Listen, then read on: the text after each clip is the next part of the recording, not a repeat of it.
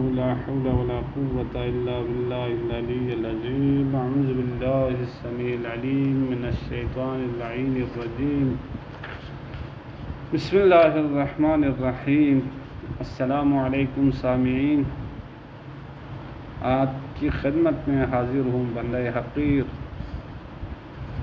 اس topic کو لے کے کہ انسانی زندگی کی نشو و نما اور اس کی بقا کا دار و مدار کھانے پینے پر ہے. لہٰذا کھانے پینے کی چیزیں کس طرح کی ہونی چاہیے اور کھانے پینے کے آداب کیا ہے، آپ کی خدمت میں عرض کروں گا.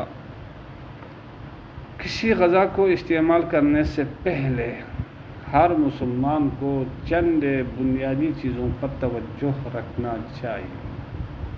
اللہ تبارک و تعالیٰ نے قرآن کریم میں ارشاد فرمایا، کلوا واشربوا ولا تسرفوا، کھاؤ پیو مگر اسراف مت کرو.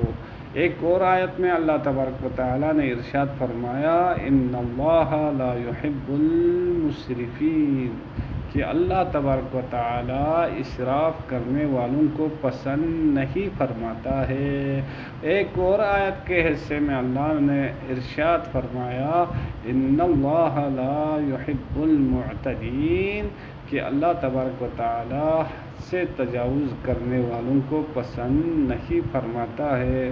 تو دوستو، کھانے کے اور پینے کے آداب میں سے ایک یہ ہے کہ انسان حلال اور پاک یعنی حلال غذا استعمال کریں. حلال غذا کس کے مقابلے میں ہے؟ حرام غذا کے مقابلے میں ہے. شریعت مقدسہ نے کچھ چیزوں کو حرام قرار دیے ہیں اور کچھ چیزوں کو حلال قرار دیے ہیں. تو شریعت مقدسہ نے حلال چیزوں کے کھانے میں آپ کو روکا نہیں، آپ کو کھانے کا حکم دیا ہے، کلو واشربو، اور پیو کھاؤ. لیکن حرام چیزوں سے شریعت مقدسہ نے حضرت انسان کو روکے ہیں کہ حرام چیزوں کو کھانا ممنوع ہے. مثال کے طور پہ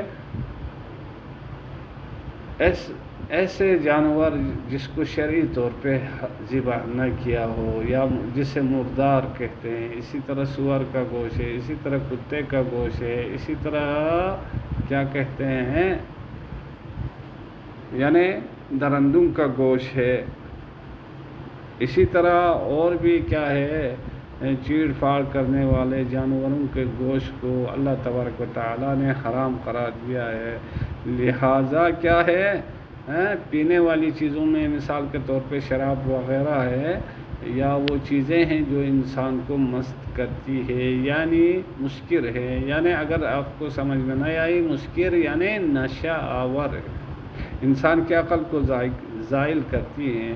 ان چیزوں سے اللہ نے روکا ہے، شریعت نے روکی ہے. لہٰذا گوشت کھاتے وقت مسلمان کو پہلے یہ دیکھنا چاہیے یہ کس جانور کا گوشت ہے. آیا حلال گوشت جانور کا گوشت ہے یا حرام گوشت جانور کا گوشت ہے. دوسرے نمبر پہ اس کو یہ دیکھنا چاہیے آیا اس گوشت کو جس نے نکالا ہے یعنی جانور کو جس نے ذبح کیا ہے، اس جانور کو شرعی طور پہ اس کو ذبح کیا گیا ہے یا غیر شرعی طور پہ ذبح کیا گیا ہے. یعنی اسلامی احکام کے مطابق اور شرائط کے مطابق اس کو ذبح کر دیا گیا ہے یا کیا ہے شرائط کے خلاف اس کو ذبح کر دیا گیا ہے. اس چیز کا خیال رکھنا چاہیے.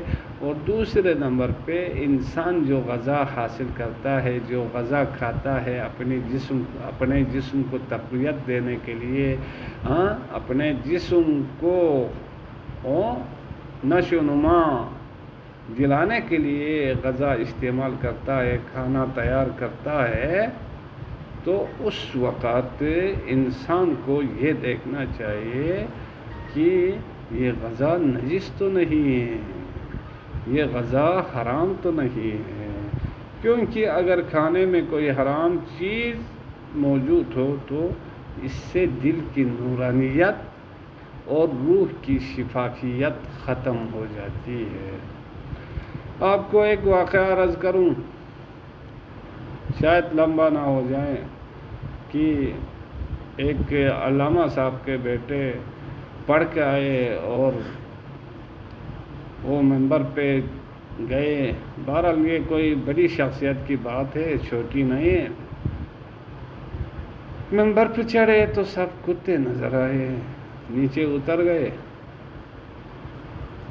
اگلے دن پھر منبر پہ چڑھے، پھر خاموشی کے ساتھ نیچے آئے۔ تیسرے دن پھر چڑھے، پھر خاموشی کے ساتھ نیچے آئے۔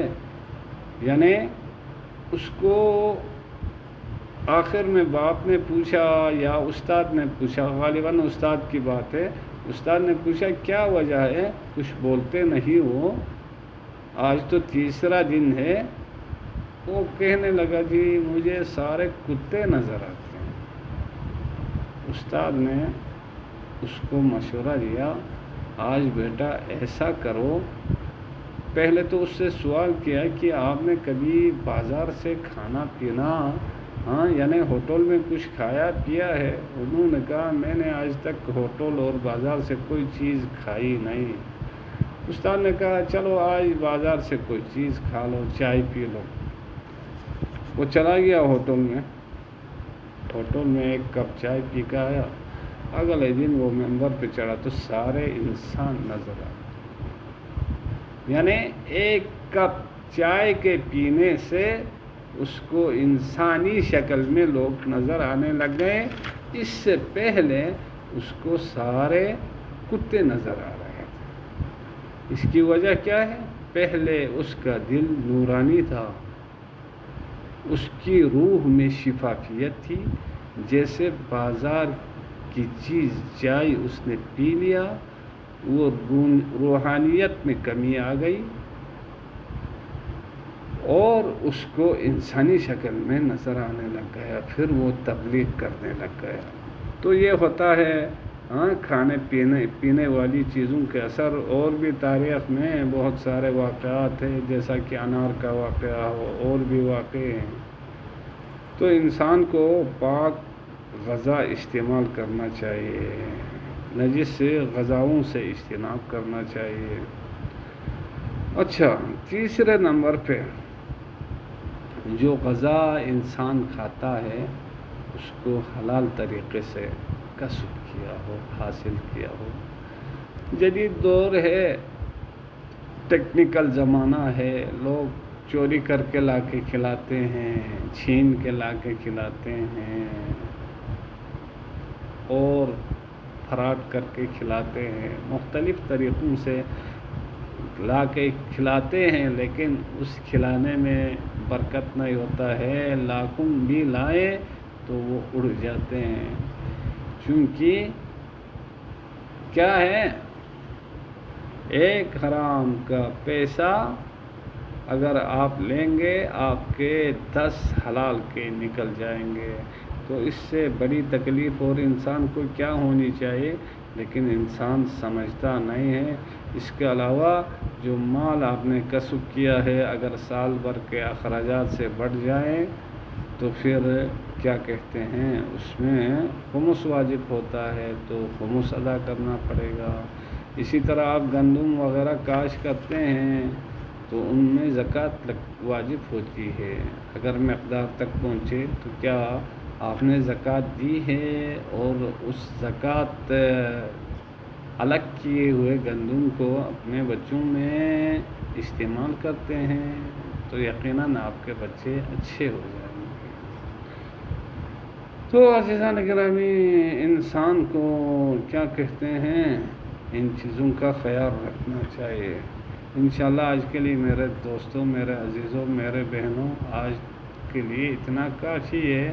یہ اس طرح کے سلسلے ابھی تو اس طرح ڈیلی چل رہے ہیں، کافی دن ہو گئے، لیکن انشاءاللہ دروس کے اسٹارٹ ہوتے ہی ہفتے میں ایک بار اس طرح کا ٹاپک ہوگا. اس کے علاوہ باقی آپ کے تمام دروس ہوں گے. ہدایہ ہے، شرح عوامل ہے، میات عامل ہے، ان کو باری باری سے اپلوڈ کروں گا. اللہ مجھے توفیق دیں اور آپ لوگوں کو سننے کی توفیق دیں. والسلام علیکم ورحمۃ اللہ وبرکاتہ.